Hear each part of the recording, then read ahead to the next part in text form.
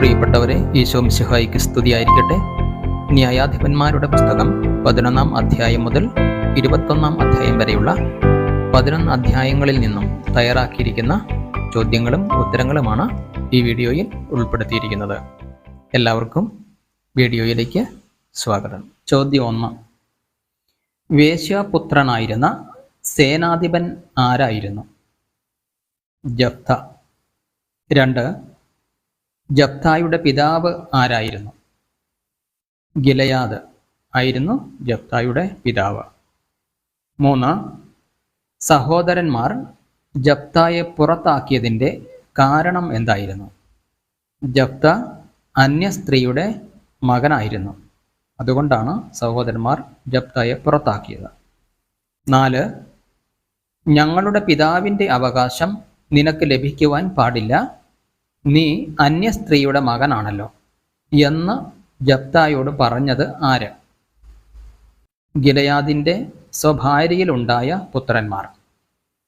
5. ജഫ്ത തൻ്റെ സഹോദരന്മാരിൽ നിന്ന് ഒളിച്ചോടി താമസിച്ചത് എവിടെയാണ്? തോബ് എന്ന ദേശത്ത്. 6. ജഫ്തായോട് ചേർന്ന് കൊള്ള ചെയ്ത് നടന്നിരുന്നത് ആര്? ഒരു നീച സംഘം. 7. ഏത് ജനമാണ് ഇസ്രായേലിനെതിരെ യുദ്ധത്തിന് ഇറങ്ങിയത്? അമ്മോന്യർ. 8. ജഫ്ത നേതാവാകാൻ സമ്മതിച്ചതിൻ്റെ വ്യവസ്ഥ എന്തായിരുന്നു? അമ്മോന്യരെ തോൽപ്പിക്കുകയാണെങ്കിൽ താൻ ഗിലെയാദിൻ്റെ തലവനായിരിക്കണം എന്നാണ് ജഫ്ത വ്യവസ്ഥ വച്ചത്. 9. കർത്താവിൻ്റെ മുമ്പിൽ ജഫ്ത ജനങ്ങളോട് സംസാരിച്ചത് എവിടെ വച്ചാണ്? മിസ്പായിൽ വെച്ച്. 10. ജഫ്ത അയച്ച ദൂതന്മാരോട് അമ്മോന്യ രാജാവ് പറഞ്ഞ പരാതി എന്തായിരുന്നു? ഈജിപ്തിൽ നിന്ന് വന്നപ്പോൾ അർണോൺ മുതൽ ജബോക്കും ജോർദാനും വരെയുള്ള എൻ്റെ സ്ഥലം കൈവശപ്പെടുത്തി എന്ന്. 11. ഇസ്രായേൽ ദൂതന്മാരെ അയച്ച് നിങ്ങളുടെ ദേശത്തുകൂടി ഞങ്ങളുടെ സ്ഥലത്തേക്ക് പോകാൻ അനുവദിക്കണം എന്ന് അപേക്ഷിച്ചത് ആരോടാണ്? ഹെഷ്ബോണിലെ അമ്മോന്യ രാജാവായ സീഹോനിനോടാണ് അപേക്ഷിച്ചത്. 12. തൻ്റെ ദേശത്തുകൂടി ഇസ്രായേലിനെ കടത്തിവിടാൻ വിശ്വാസം വരാത്ത രാജാവ് ആരാണ്? സീഹോൻ. 13. അമോര്യരുടെ ദൈവം ആരായിരുന്നു? കെമോഷ് ആയിരുന്നു അമോര്യരുടെ ദൈവം. 14. മോവാബ് രാജാവായ സിപ്പോറിൻ്റെ പുത്രൻ ആരായിരുന്നു? ബാലാക്ക്. 15. ജഫ്ത അമ്മോന്യ രാജാവിനോട് അവസാനം പറഞ്ഞത് എന്തായിരുന്നു?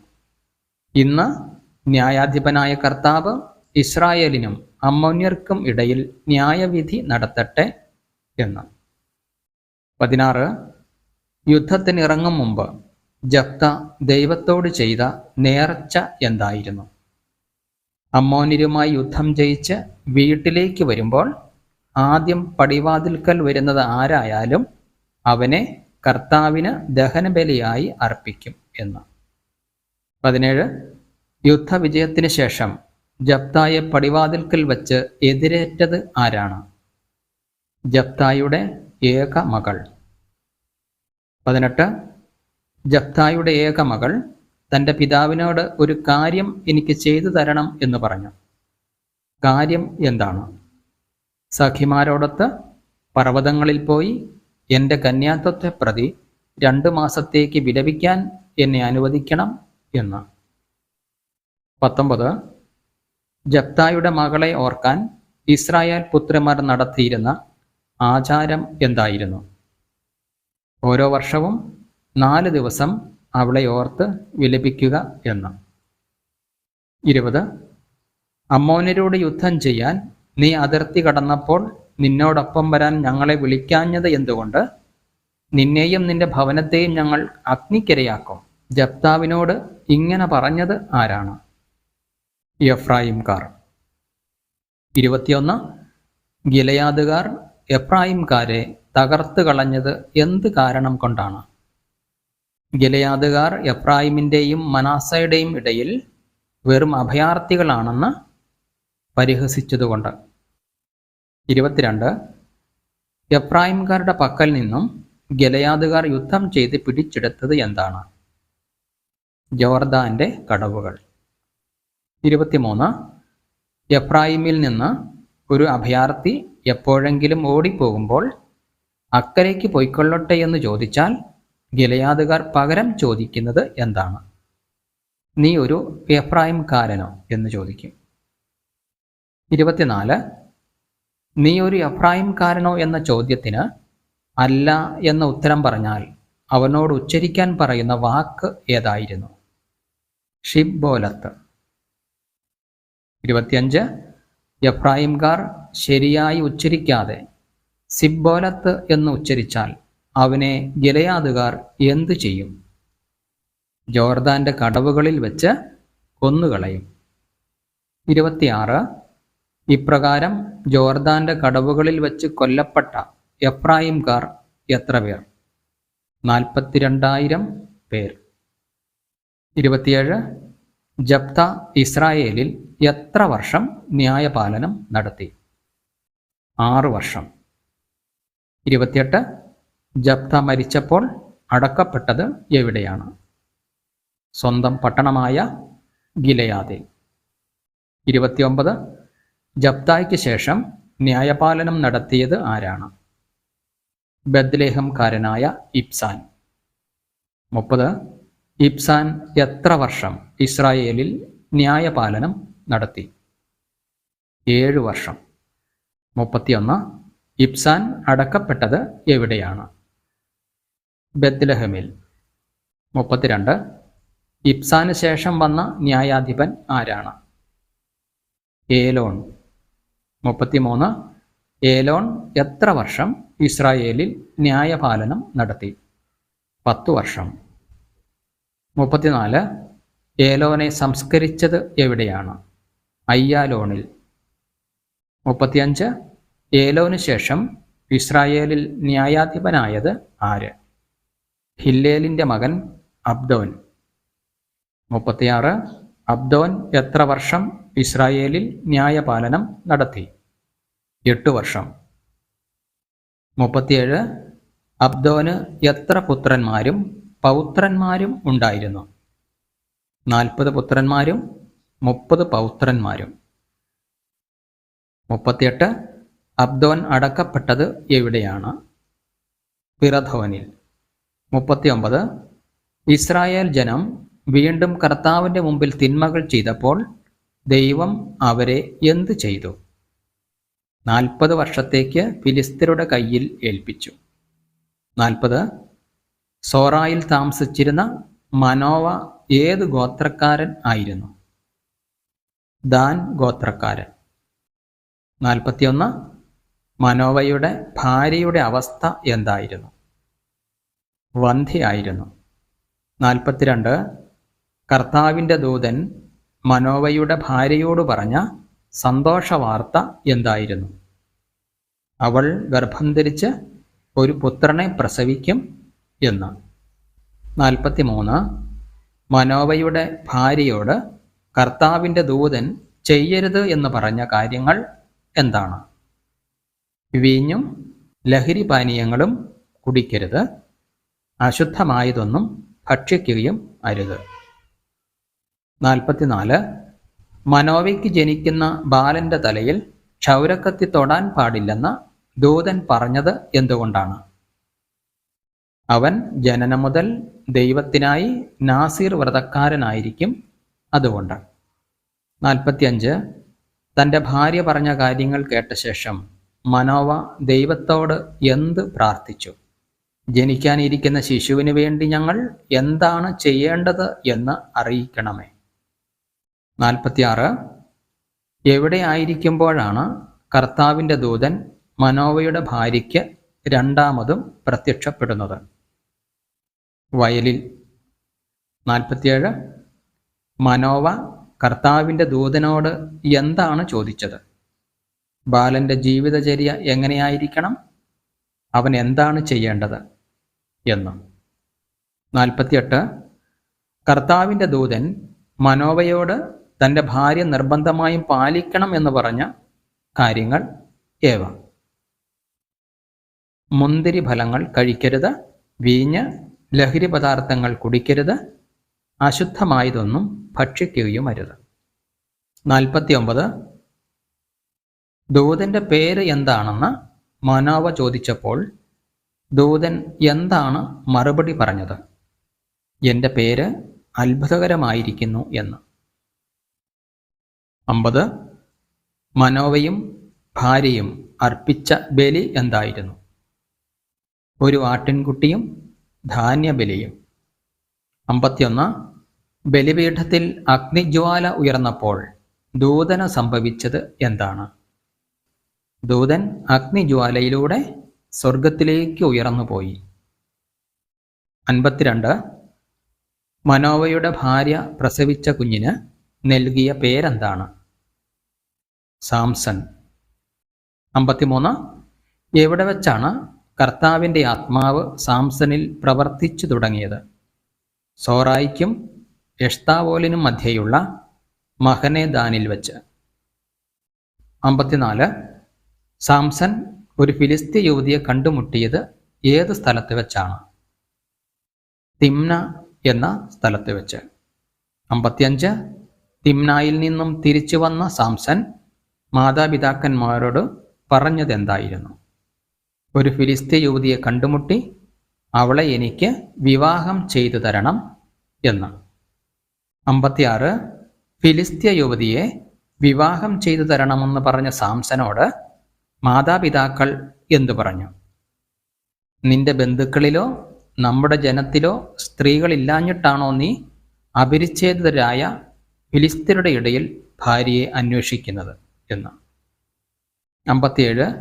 എന്തുകൊണ്ടാണ് സാംസൺ ഫിലിസ്ത്യ യുവതിയെ വിവാഹം ചെയ്തു തരണമെന്ന് ഉറപ്പിച്ചു പറയുന്നത്? അവളെ അത്രയ്ക്ക് ഇഷ്ടപ്പെട്ടതിനാൽ. 58. സാംസന്റെ നേരെ അലറി വന്ന സിംഹക്കുട്ടിക്ക് എന്ത് സംഭവിച്ചു? ആട്ടിൻകുട്ടിയെ എന്ന പോലെ ആ സിംഹത്തെ ചീന്തിക്കളഞ്ഞു. 59.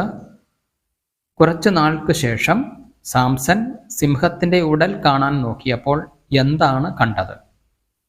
സിംഹത്തിൻ്റെ ശരീരത്തിൽ ഒരു തേൻകൂട് കണ്ടു. 60. സിംഹത്തിൻ്റെ ശരീരത്തിൽ കണ്ട തേൻകൂട് എന്തു ചെയ്തു?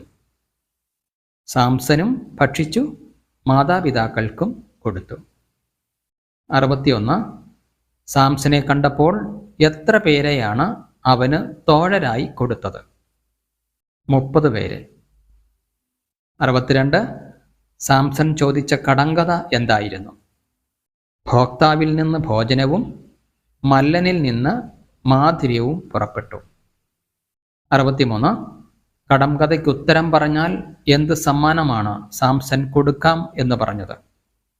ഓരോ ചണവസ്ത്രവും വിശേഷ വസ്ത്രവും വീതം. 64.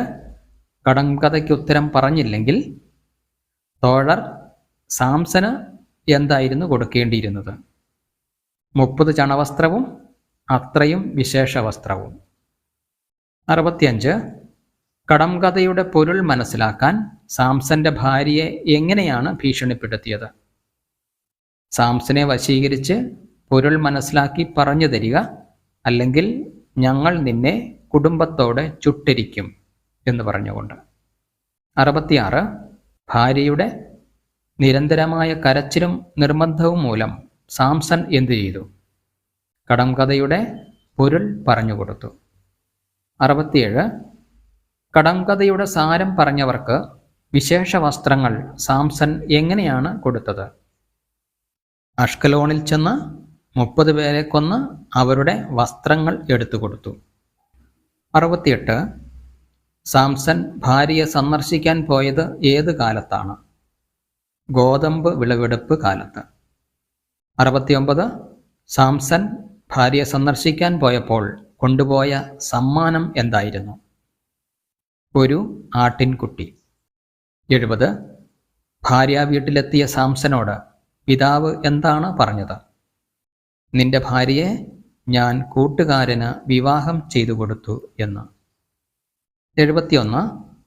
സാംസന്റെ ഭാര്യയെ കൂട്ടുകാരന് കൊടുത്തതിനെ പിതാവ് പറഞ്ഞ കാരണമെന്തായിരുന്നു?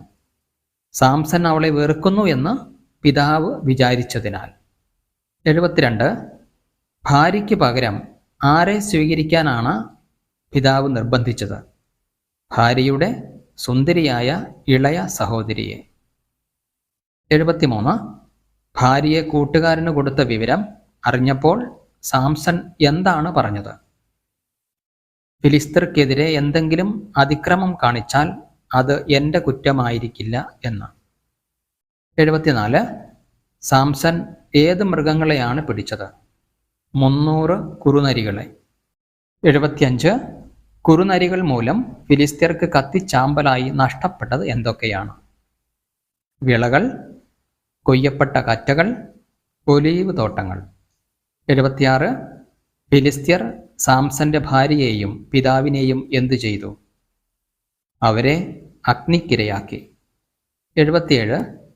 ഫിലിസ്ത്യരോട് പ്രതികാരം ചെയ്യുമെന്ന് ശപഥം ചെയ്തതിനു ശേഷം സാംസൺ എവിടെ പോയി താമസിച്ചു? ഏത്താം പാറക്കെട്ടിൽ. 78. സാംസനെ പിടിക്കാനായി ഫിലിസ്ത്യർ ഏത് പട്ടണമാണ് ആക്രമിച്ചത്? ലേഹി പട്ടണം. 79. സാംസനെ പിടിക്കാൻ ഏത്താം പാറക്കെട്ടിലേക്ക് പോയ യൂദായിലെ ആളുകളുടെ എണ്ണം എത്ര? 3000 പേർ. 80. യൂദാ ജനങ്ങൾ സാംസനെ പിടിക്കാൻ എത്തിയപ്പോൾ സാംസന്റെ വ്യവസ്ഥ എന്തായിരുന്നു? എൻ്റെ മേൽ ചാടി വീഴുകയില്ല എന്ന് സത്യം ചെയ്യുക.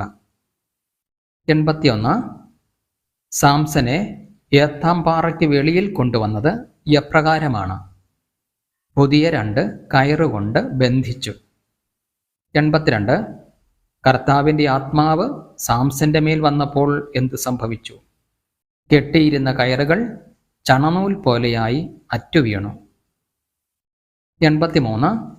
ഏത് ആയുധം ഉപയോഗിച്ചാണ് സാംസൺ 1000 പേരെ കൊന്നത്? ചത്ത കഴുതയുടെ താടിയെല്ലുകൊണ്ട്. 84. 1000 പേരെ കൊന്ന ആ സ്ഥലത്തിന് ലഭിച്ച പേര് എന്താണ്? റാമാത്തിലേഹി. 85. റാമാത്തിലേഹി എന്ന് പറഞ്ഞാൽ അർത്ഥം എന്താണ്? താടിയെല്ലിൻ്റെ മല എന്ന്. 86. ദൈവം സാംസന്റെ ദാഹം തീർക്കാനായി ഒരുക്കിയ അത്ഭുതം എന്തായിരുന്നു? ലേഹിയിലെ പൊള്ളയായ ഒരു സ്ഥലം തുറന്ന് അതിൽ നിന്ന് വെള്ളം കൊടുത്തു. 87.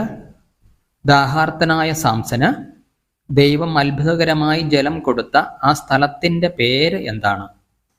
എൻ ഹക്കോർ. 88. എൻ ഹക്കോർ എന്ന വാക്കിൻ്റെ അർത്ഥം എന്താണ്?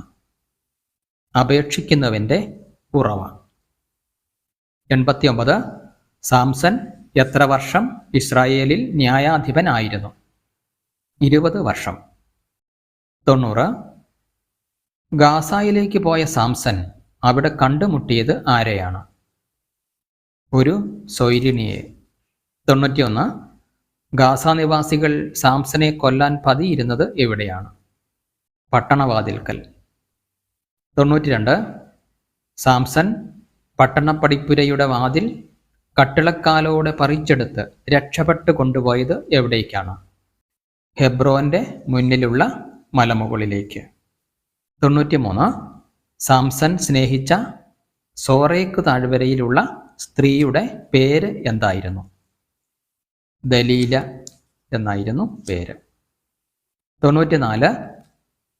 ദലീലയോട് സാംസന്റെ ശത്രുക്കൾ എന്താണ് ആവശ്യപ്പെട്ടത്? സാംസന്റെ ശക്തിയുടെ രഹസ്യം കണ്ടെത്തി കൊടുക്കുക. 95. സാംസൺ ദലീലയോട് തൻ്റെ ശക്തിയുടെ രഹസ്യത്തെക്കുറിച്ച് ആദ്യമായി എന്താണ് പറഞ്ഞത്? ഉണങ്ങാത്ത 7 പുതിയ ഞാണുകൊണ്ട് ബന്ധിച്ചാൽ ശക്തി ക്ഷയിക്കും എന്ന്. 96. രണ്ടാം പ്രാവശ്യം സാംസൺ പറഞ്ഞത് എന്തായിരുന്നു? ഒരിക്കലും ഉപയോഗിക്കാത്ത പുതിയ കയറുകൊണ്ട് ബന്ധിച്ചാൽ ശക്തി ക്ഷയിക്കും എന്ന്. 97. മൂന്നാം പ്രാവശ്യം തൻ്റെ ശക്തിയുടെ രഹസ്യത്തെക്കുറിച്ച് സാംസൺ ഭാര്യയോട് പറഞ്ഞത് എന്തായിരുന്നു? തലമുടി ചുരുളുകൾ പാവിനോട് ചേർത്ത് ആണിയിൽ ഉറപ്പിക്കുക എന്ന്. 98. ദിവസേനയുള്ള ഭാര്യയുടെ നിർബന്ധം സാംസന് എങ്ങനെ അനുഭവപ്പെട്ടു? മരണത്തിന് തുല്യമായി. 99. സാംസൺ തൻ്റെ ശക്തിയെക്കുറിച്ച് എന്ത് രഹസ്യമാണ് ഭാര്യയോട് വെളിപ്പെടുത്തിയത്? ജനനം മുതൽ നാസിർ വ്രതക്കാരനായിരുന്നതിനാൽ തലമുടി വെട്ടിയിട്ടില്ല. മുടി വെട്ടിയാൽ ശക്തി നഷ്ടപ്പെടും എന്ന്. 100. സാംസന്റെ ശക്തിയുടെ രഹസ്യം മനസ്സിലാക്കിയ ദലീല ആരെയാണ് വിളിച്ചു വരുത്തിയത്? ഫിലിസ്ത്യരുടെ നേതാക്കളെ. 101. എങ്ങനെയാണ് സാംസന്റെ ശക്തി ക്ഷയിച്ചത്? ഉറങ്ങിക്കിടന്നപ്പോൾ സാംസന്റെ 7 മുടിച്ചുരുളുകൾ ക്ഷൗരം ചെയ്തു. അപ്പോൾ. 102. ശക്തി നഷ്ടപ്പെട്ട സാംസനെ ഫിലിസ്ത്യർ എന്തു ചെയ്തു? കണ്ണ് ചുഴുന്നെടുത്ത് ഗാസയിലേക്ക് കൊണ്ടുപോയി. 103. ഓട്ടുചങ്ങല കൊണ്ട് ബന്ധിച്ച് സാംസനെ കാരാഗൃഹത്തിലാക്കിയത് ആരാണ്? ഫിലിസ്ത്യർ. 104. തടവിൽ സാംസനെ ഏതു ജോലിക്കാണ് ഫിലിസ്ത്യർ ഏൽപ്പിച്ചത്? മാവ് പൊടിക്കാൻ. 105. സാംസനെ പിടിച്ച ശേഷം ഫിലിസ്ത്യർ ഏത് ദൈവത്തിനാണ് ബലിയർപ്പിച്ച് സന്തോഷിച്ചത്? ദാഗോൻ ദൈവത്തിന്. 106. സാംസൺ ദൈവത്തോട് നടത്തിയ പ്രാർത്ഥന എന്തായിരുന്നു? എൻ്റെ കണ്ണുകളിലൊന്നിന് ഫിലിസ്ത്യരോട് പ്രതികാരം ചെയ്യാൻ എന്നെ ശക്തിപ്പെടുത്തണമേ എന്ന്. 107. സാംസൺ എങ്ങനെയാണ് പ്രതികാരം ചെയ്തത്? കെട്ടിടം താങ്ങി നിന്നിരുന്ന 2 നെടും തൂണുകൾ തള്ളി മറിച്ചിട്ടുകൊണ്ട്. 108. സാംസൺ മരിക്കുമ്പോൾ കൊന്നവരുടെ എണ്ണം എങ്ങനെ കണക്കാക്കുന്നു? ജീവിച്ചിരിക്കുമ്പോൾ കൊന്നവരെക്കാൾ കൂടുതൽ. 109. സാംസന്റെ സഹോദരന്മാരും കുടുംബവും അവനെ എവിടെയാണ് സംസ്കരിച്ചത്? സോറായ്ക്കും എഷ്താവോലിനുമിടയിൽ പിതാവായ മനോവയുടെ ശവകുടീരത്തിൽ. 110. മിക്ക എവിടെയാണ് താമസിച്ചിരുന്നത്? എഫ്രായിം മലനാട്ടിൽ. 111. മിക്ക അമ്മയിൽ നിന്നും എടുത്തു മാറ്റിയത് എത്ര വെള്ളി നാണയങ്ങളാണ്? 1100 വെള്ളി നാണയങ്ങൾ. 112. മിക്ക തൻ്റെ അമ്മയിൽ നിന്നും എടുത്ത പണം തിരികെ നൽകിയപ്പോൾ അവൾ പറഞ്ഞത് എന്തായിരുന്നു? എൻ്റെ മകനെ, കർത്താവ് നിന്നെ അനുഗ്രഹിക്കട്ടെ എന്ന്.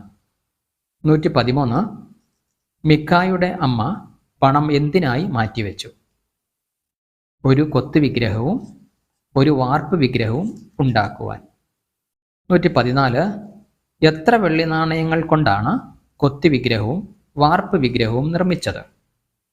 200 വെള്ളി നാണയങ്ങൾ കൊണ്ട്. 115. മിക്കായ്ക്ക് തൻ്റെ വീട്ടിൽ എന്തൊക്കെ ഉണ്ടായിരുന്നു? പൂജാഗ്രഹം, യഹോദ്, വിഗ്രഹങ്ങൾ. 116. മിക്ക ആരെയാണ് പുരോഹിതനായി നിയമിച്ചത്? തൻ്റെ പുത്രനെ. 117. മിക്കായുടെ ഭവനത്തിലെത്തിയ യുവാവ് ഏത് ഗോത്രത്തിൽ പെട്ടവനായിരുന്നു? ലേവ്യ ഗോത്രത്തിൽ പെട്ടവൻ. 118. മിക്കായുടെ ഭവനത്തിലെത്തിയ ലേവ്യ ഗോത്രജനായ യുവാവിനെ എന്തിനായി അവരോധിച്ചു? പുരോഹിതനായി അവരോധിച്ചു. 119. പുരോഹിതനായി അവരോധിച്ച യുവാവിനോട് മിക്ക നൽകിയ വാഗ്ദാനം എന്തായിരുന്നു? വർഷം തോറും 10 വെള്ളി നാണയവും വസ്ത്രവും ഭക്ഷണവും. 120. ഒരു ലേവ്യനെ പുരോഹിതനായി ലഭിച്ചതുകൊണ്ട് മിക്ക എന്ത് കരുതി? കർത്താവ് തന്നെ അനുഗ്രഹിക്കുമെന്ന് കരുതി. 121. ദാൻ ഗോത്രക്കാർ അവകാശഭൂമി അന്വേഷിച്ചു കൊണ്ടിരുന്നത് എന്തിനായിരുന്നു? അധിവസിക്കാൻ. 122. ദാൻ ഗോത്രക്കാരായ കഴിവുറ്റ 5 പേരെ എന്തിനായിരുന്നു നിയോഗിച്ചത്? ദേശം ഒറ്റുനോക്കുന്നതിന് വേണ്ടി. 123. ദേശം ഒറ്റുനോക്കുന്നതിനായി നിയോഗിച്ച 5 പേർ യാത്ര ചെയ്ത് എവിടെ എത്തിച്ചേർന്നു? മിക്കായുടെ ഭവനത്തിൽ. 124. മിക്കായുടെ ഭവനത്തിൽ അവർ തിരിച്ചറിഞ്ഞ ശബ്ദം ആരുടേതാണ്? മിക്കായുടെ വീട്ടിൽ താമസിക്കുന്ന യുവ ലേവ്യന്റെ. 125. അവരുടെ യാത്ര വിജയിക്കുമോ എന്ന് ദാൻകാരുടെ ചോദ്യത്തിന് മിക്കായുടെ ലേവ്യ പുരോഹിതന്റെ ഉത്തരം എന്തായിരുന്നു?